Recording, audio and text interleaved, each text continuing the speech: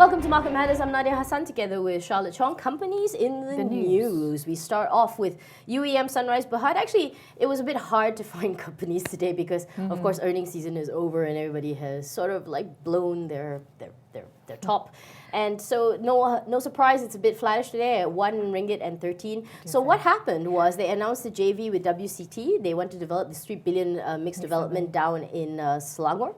And it's a piece, something like ludicrous, like 243 hectares. I can't even imagine what that looks like in my head. Anwar actually say that they are actually moving out from Johor and they're trying to look for lands in other places in Malaysia, not just in Johor, probably Selangor, Penang and all that. Are we surprised given, if you look at their earnings, you'll see, quite a substantial drop on both top and bottom line, almost equal, about 25% for the top, 33% for the bottom. And the reason they did say that was because it was lower development revenue from the completion of some of their projects named Summer Suites, and then there's another thing in the southern region. I'm actually kind of not surprised that they're wanting to move out. That would make sense to you, wouldn't it? You know, because Iskandar being Iskandar, as much as it's the growth story, it's also been a very slow growth story. And given that I'm Johorian myself, I've been following the progress, and it seems to go this way. It will have limits where it just stops, and then it'll be quick spurts, and then it stops. You know, so it's very tough to say. Now, coming back to the deal today,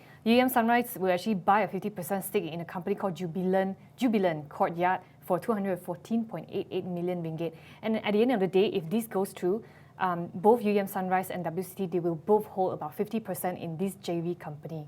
Now, WCT Bhd MD Tan Kim-Wah actually say that these will contribute positively to its future earnings as well, not just UEM Sunrise. Yeah, exactly. So they're going to launch the project fourth quarter of 2017. Again, the story of the property sector and whether you believe it's in a bubble or is its own la-la land at the moment, I think it's still tough for everyone, and I think it's not going to be any easier, but this is far in the future, and you can't stop planning just because everything looks like doom and gloom. I personally think that it's good for them to move away from Johor because it's a little bit crowded over there, and you see a lot of Chinese developers flooding into that area, not just our own local developers. Yeah. So I'm actually viewing this as a positive prospect. Yeah, but even though the share price sadly didn't reflect that, but there is a concern in Iskandar, like you said, the demand has been affected. They are also looking at potential investors to buy parcels of land in Puteri Harbour, Southern Industrial Logistics, all not working out, or at least all not working out at this point, and only in the next financial year. So you still have another 12 months before you see this. So yes, good first positive steps, but is it enough? Well, anyway, just to wrap everything up, the reason why we're looking at UEM Sunrise today is because they are in a JV with WCT to do this 3 billion mixed development in Serindah, Selangor. Where is Serindah in Selangor? It's probably somewhere near Shah Alam. Okay. I'm not really sure about that. We need to go check Google Maps. But anyway, so what they're doing is they're doing it on a 50-50 basis. It's going to probably be launched in the first quarter of 2017, and it represents UEM Sunrise taking a step outside their Iskandar comfort zone. But moving on to our broker's call, which is our last segment for today, we are looking at something that we mentioned yesterday. And also just now, RHB Capital Bhd. Exactly. RHB Capital Bhd up 3.96%. Sorry, stumbled over that, to 5 ringgit and 78. We have been following the banks. We have been looking at them, and now what are the analysts saying about them? CIMB, MIDF, and the two of them, they don't seem to be very excited. So CIMB actually maintained an ad with lower target price of 8 ringgit 50 cents, but in MIDF maintained a neutral call with lower TP of 6 ringgit 20 cents as well. Now, when we look at the research report this morning, CIMB, like I said just now, maintained an ad call on RHB with lower target price. And CIMB said despite the disappointing results, RHB still remains its top pick as it sees stronger EPS in FY16. 9-month 15 cumulative net profit was 12.8% below its full-year target. But I think it's still good because they still see a lot of better banking activities next year. I think you're being optimistic for that. Do you think it's being...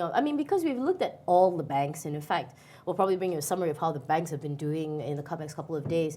The fact is, it's actually been very, very tough. I think only Maybank's gone out a bit more unscathed, and Public Bank as well. But, I think they are optimistic. Maybe it will be when things kind of improve.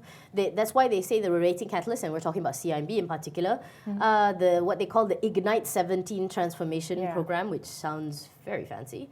Cost savings from CTS. CTS, So 2016 basically, onwards. we have seen a lot of all these banks started to laying off people this year. Yes. Not just RHB, we have seen CIMB, not Maybank, but other banks as well. Standard Chartered started it, and also HSBC globally, as well. yeah, exactly. So, we're looking at, here's the thing that MIDF also points out, is that they actually missed most of its 2015 KPIs. They met 2 of them for the current and savings accounts and the international side, but they missed 4 of them. And MIDF is also in that vein. They say it definitely is below expectations. They think some of the things are stable, but they also feel it's neutral. You just hold your ground at the moment, but they did downgrade, definitely.